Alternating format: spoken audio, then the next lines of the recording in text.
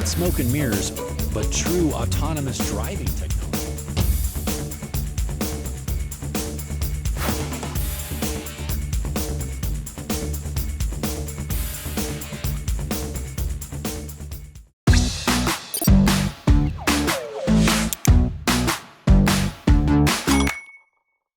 안녕하세요. 데이터를 만지고 다루는 안혜민 기자입니다. 일론 머스크가 한 행사에서 한 발언이 테슬라의 주가를 흔들고 있습니다. There will be Tesla robotaxis operating in Boston with no one in them, not even anyone in the passenger seat, in about 3 weeks.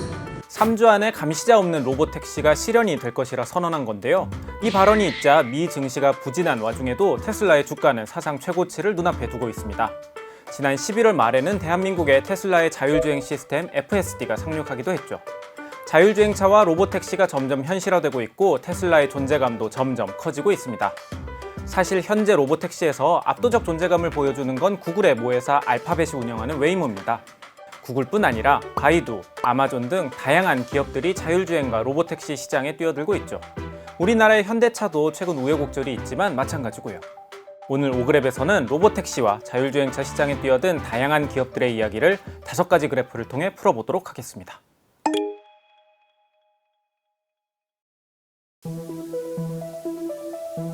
사실 자율주행차의 개념 자체는 매우 일찍부터 등장했습니다.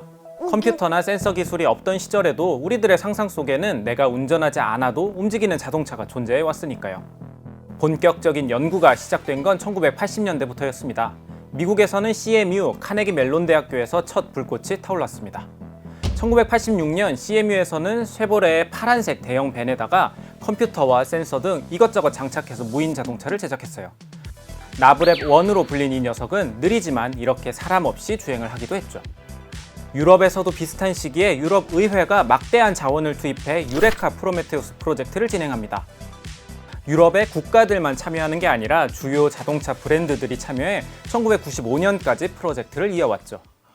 자율주행차 발전에 있어서 미국 국방부 이야기를 안 하고 갈 수가 없습니다. 미 국방부 산하에는 방위고등연구계획국, 이른바 다르파라는 곳이 있습니다. 다르파는 평범한 기술은 관심 없고 진짜 세상을 바꿀 혁신 기술에만 중점을 두고 운영되는 곳입니다. 리스크가 있지만 패러다임을 바꿀 기술이라면 다르파는 과감하게 뛰어드는 거죠. 이를테면 인터넷, GPS, 드론 같은 기술이 바로 여기서 시작되었습니다. 독특한 건 다르파가 연구기관은 아니라는 겁니다. 대신 여기에선 다양한 연구 주체가 참여할 수 있는 일종의 경연대회를 개최해서 서로 경쟁을 통해 최상의 결과물을 뽑아내왔죠. 자율주행차 역시 마찬가지입니다. 지금으로부터 21년 전인 2004년 다르파가 내건 미션은 이랬습니다. 100% 무인 자동차로 모하비 사막을 완주하라. 총거리 240km의 비포장 도로 코스를 10시간 이내로 완주한 1등 팀에게는 100만 달러라는 상금도 걸려 있었죠. 이름도 거창하게 그랜드 챌린지라고 붙이고 경연대회를 진행했는데 결과는 어땠을까요? 오그랩 첫 번째 그래프입니다. 총 15팀이 참여했는데 완주한 팀은 단 한 팀도 없었습니다. 출발 전에 철수한 팀도 2팀이나 됐고 4팀은 출발 구역을 벗어나지도 못했습니다. 1등을 차지한 건 카네기 멜론 대학교의 레드팀. 레드팀도 7.4마일, 약 12km 정도 가는데 그쳤어요. 아무리 다르파가 경쟁을 통해 혁신을 요구한다지만 20여 년이 지난 이제서야 대중적으로 적용되는 자율주행 기술을 2000년대 초반에 요구하다니 너무 과하다는 생각이 들죠. 하지만 그럼에도 불구하고 다르파는 꺾이지 않았습니다. 이듬해에도 동일하게 모하비 사막 코스 완주를 목표로 다시 또 그랜드 챌린지를 열었으니까요. 결과는 어땠을까요? 총 23팀이 참여했는데 무려 5팀이나 완주에 성공합니다. 우승은 스탠퍼드 대학교의 스탠리가 차지했습니다. 이 팀을 이끈 건 컴퓨터 과학자 세바스찬 스런이었죠. 세바스찬은 기존 엔지니어들이 하드웨어 제어 기술에 집중했던 것과 달리 기계학습 기반 소프트웨어에 집중했어요. 세바스찬이 이끈 팀이 우승을 차지하자 로보틱스의 대세는 기계학습으로 기울게 됩니다. 마치 이미지넷 프로젝트에서 제프리 힌턴 팀이 딥러닝으로 우승을 차지한 뒤 딥러닝이 대세가 된 것처럼 말이죠. 다르파는 여기서 멈추지 않았습니다. 2007년에 세 번째 경연대회를 열었는데 이번엔 사막이 아닌 도심에서 경주를 진행했습니다. 지난 1, 2차 대회에서는 거친 자연환경 속에서 무인 자동차가 달렸다면 이번엔 도심 속에서 교통법규를 준수하고 다른 차량들이나 장애물과 상호작용하며 자율주행을 할 수 있는지 살펴본 겁니다. 여기서는 전통의 강호 CMU의 타르탄 레이싱팀이 우승을 차지했습니다. 이 팀은 CMU 로봇공학연구소의 핵심 엔지니어였던 크리스 엄슨이 이끌었죠.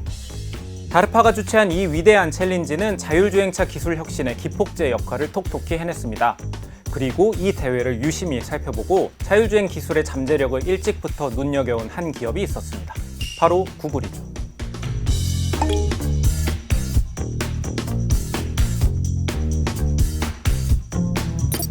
2005년 대회에서 우승한 스탠퍼드 대학교 팀을 이끌었던 세바스찬 스런, 그리고 2007년 대회에서 우승한 CMU 팀을 이끈 크리스 엄슨.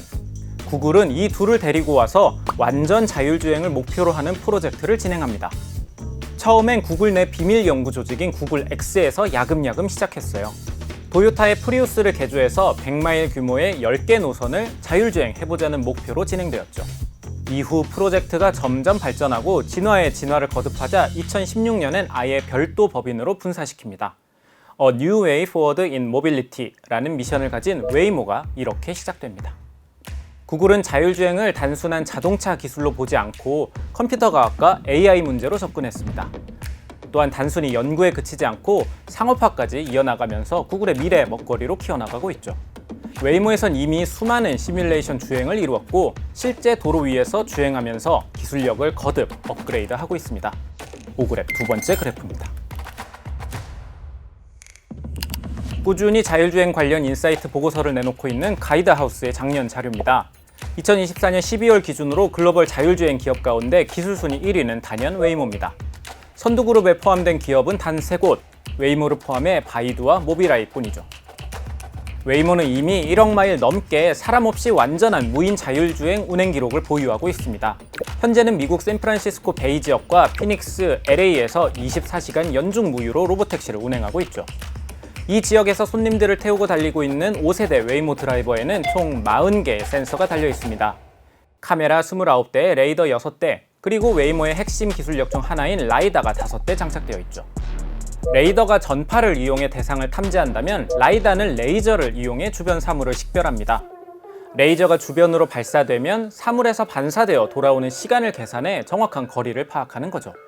웨이모는 라이다를 기반으로 정밀한 3차원 지도를 생성하고 이를 기반으로 도로 상태와 장애물을 파악합니다. 마치 우리가 어플로 손쉽게 택시를 부르듯이 샌프란시스코에선 웨이모 원 앱으로 로보택시를 호출할 수 있습니다. 이제 샌프란시스코 사람들에게는 운전자 없는 로보택시를 이용하는 게 특별한 일이 아니게 되었죠. 물론 웨이모가 순탄한 여정을 걸어온 건 아닙니다. 운행 초기엔 갈등도 많았어요. 2023년 8월에 캘리포니아에서 로보택시 운행을 허가받았지만 예기치 않은 상황에서 갑자기 차량이 멈춰서며 교통체증을 유발하기 일쑤였습니다. 게다가 로보택시가 경찰차, 소방차, 구급차 같은 긴급 차량의 경로를 막아서는 일도 있었고요. 아무리 기술 발전이 좋다지만 주민의 편의와 안전이 뒷전으로 밀려나자 주민들의 반감이 커졌습니다. 일부 주민들은 로보택시 앞에 콘을 올려놓아서 작동을 멈추게 하기도 했죠.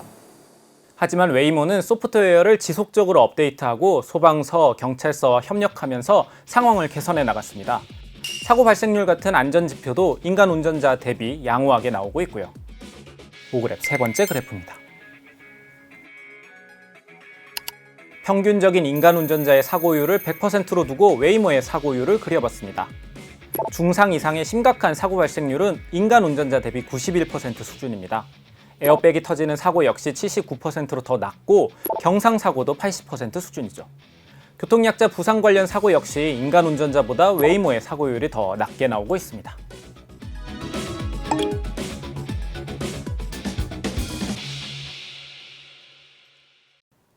웨이모가 기술력을 바탕으로 로보택시 시장에서 뛰어난 존재감을 보여주고 있지만 일론 머스크는 웨이모의 기술력을 꾸준히 평가절하하고 있습니다. 최근엔 웨이모가 테슬라를 이길 가능성은 전무하다, 훗날 돌이켜보면 명백해질 거다라는 글을 올리기도 했죠. 사실 이런 도발적인 글이 올라온 건 구글이 먼저 잽을 날렸기 때문입니다.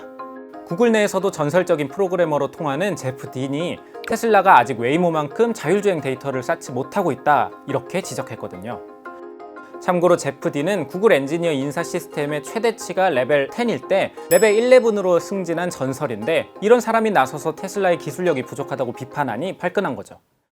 데이터를 살펴보면 실제로 테슬라와 웨이모는 큰 격차가 있습니다. 웨이모가 미국 주요 도시에서 완전한 무인 택시를 운영 중이지만 테슬라는 아직까지 상업용 무인 택시를 단 한 대도 배치하지 못한 상황이거든요. 우리나라에 들어온 FSD가 놀라운 서비스긴 하지만 자율주행 레벨로 비교하자면 이 역시 웨이모와 격차가 있습니다. 오그랩 네 번째 그래프입니다. 국제자동차기술자협회에서는 자율주행 단계를 총 6단계로 구분합니다. 레벨 0부터 레벨 5까지 이렇게요. 0에서 2단계의 자율주행은 운전자의 보조 기능을 할 수 있는 수준의 시스템입니다. 3단계부터는 이제 시스템 스스로가 주행을 제어할 수 있고요. 자율주행을 하지만 인간의 감독이 필요한 테슬라의 FSD는 레벨 2로 볼 수 있습니다. 반면 웨이모의 로보택시는 특정 지역에서 인간의 감시 없이 알아서 운전하는 레벨 4에 해당하죠. 일론 머스크는 이런 격차가 존재하지만 충분히 따라잡을 수 있다는 입장입니다. 지난 15일 xAI의 해커톤 행사에서 3주 안에 인간 감시 없이 운행되는 로보택시를 선보이겠다고 선언하기도 했죠. 이미 텍사스주 오스틴에서는 시범주행을 시작한 것으로 알려졌고요. 일론 머스크가 이러한 모습을 보이는 가장 큰 이유는 웨이모의 핵심 기술 중 하나인 라이다를 불신하기 때문입니다. 머스크는 라이다에 의존하는 사람들은 망할 거라고 꾸준히 얘기할 정도죠. LiDAR is a fool's errand, and anyone relying on LiDAR is doomed. Expensive sensors that are unnecessary. It's like having a whole bunch of expensive appendices. Like one appendix is bad, well, now they want to put a whole bunch of them. That's ridiculous. You'll see. 테슬라는 웨이모와 다르게 라이다 대신 카메라로 사물을 감지합니다. 사람이 시각 정보로 판단해서 운전하는 것처럼 라이다 없이도 AI가 똑똑해지면 카메라만으로 충분하다는 겁니다. 다만 이 때문에 규제 당국이 요구하는 안전성을 입증하는 데 시간이 걸리고 있어요. 가령 라이다는 악천후같이 앞이 안 보이는 상황에서도 레이저로 잘 감시할 수 있거든요.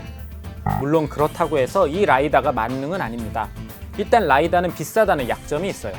게다가 안개같이 빛이 산란될 수 있는 기상 환경에서는 힙을 못 쓰기도 하죠. 그래서 웨이모를 비롯한 다른 기업들은 라이다를 핵심으로 두고 레이더와 카메라를 융합해서 시스템을 만들고 있습니다.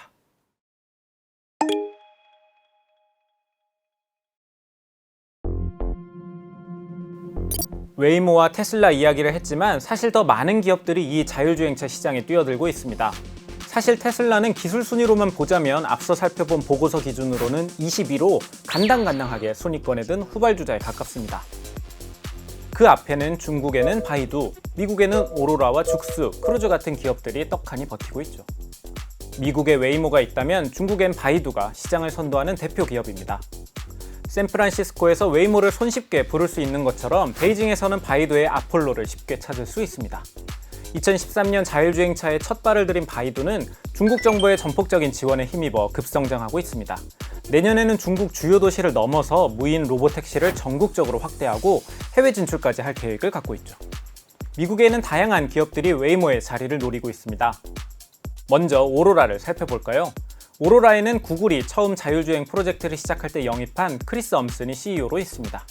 크리스 엄슨뿐 아니라 테슬라의 오토파일럿 총괄 책임자와 우버의 자율주행 총괄 책임자까지 모인 드림팀으로 많은 소비자들의 관심을 받았죠. 죽스는 아마존이 2020년에 인수한 자율주행 전문 회사로 최근 주목도가 크게 올랐어요. 기존 자율주행 차량은 기존 차량을 개조해서 자율주행 시스템을 장착해 운영되고 있습니다. 그래서 차량에는 운전대와 페달이 있죠. 하지만 죽스의 차량에는 운전대와 페달이 없습니다. 오직 사람이 탑승할 좌석만 존재하죠.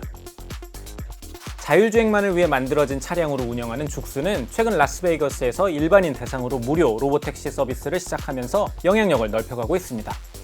과거 웨이모와 시장을 양분했던 GM의 크루즈도 절치부심하고 있습니다.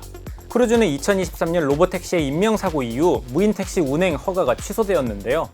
지금은 로보택시 사업에서 철수하고 자율주행 기술 중 하나인 운전자 보조 시스템에 집중하고 있습니다. 이렇게 많은 기업들이 뛰어들면서 자율주행차 시장은 상당한 성장세가 예측되고 있습니다. 오그랩 마지막 그래프를 통해 자율주행차 시장의 전망치를 살펴보도록 하겠습니다. 작년 기준으로 자율주행차 시장 규모는 약 2,073억 달러 수준이었습니다. 우리나라 돈으로 306조 원 규모로 이미 적지 않죠. 이 시장이 10년 뒤에는 약 4조 4,503억 달러, 우리나라 돈으로 6,584조 원에 달할 것으로 예측되고 있습니다. 2025년부터 2034년까지 연평균 36.3% 증가하는 추세죠. 우리나라도 현대차를 비롯한 다양한 기업들이 자율주행 시대를 대비하고 있습니다.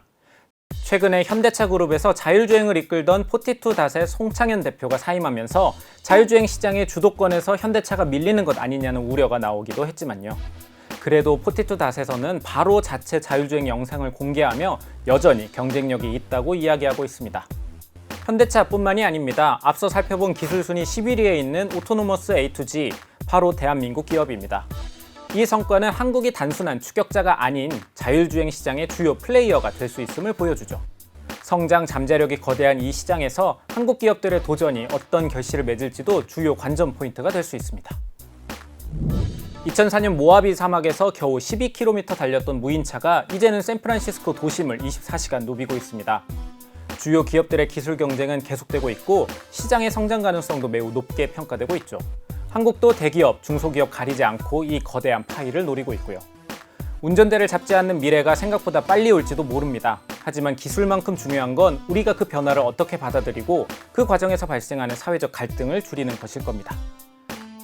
오늘 준비한 오그랩은 여기까지입니다. 긴 영상 끝까지 시청해주셔서 진심으로 감사합니다. 오늘 하루 쏟아진 뉴스 중 가장 핫한 이슈를 뽑아서 전해드립니다. 좋은 생각을 놓지 않는 힘이라고. 먹고 싶지 않는 게 결국은 그로 인한 수익 때문이요.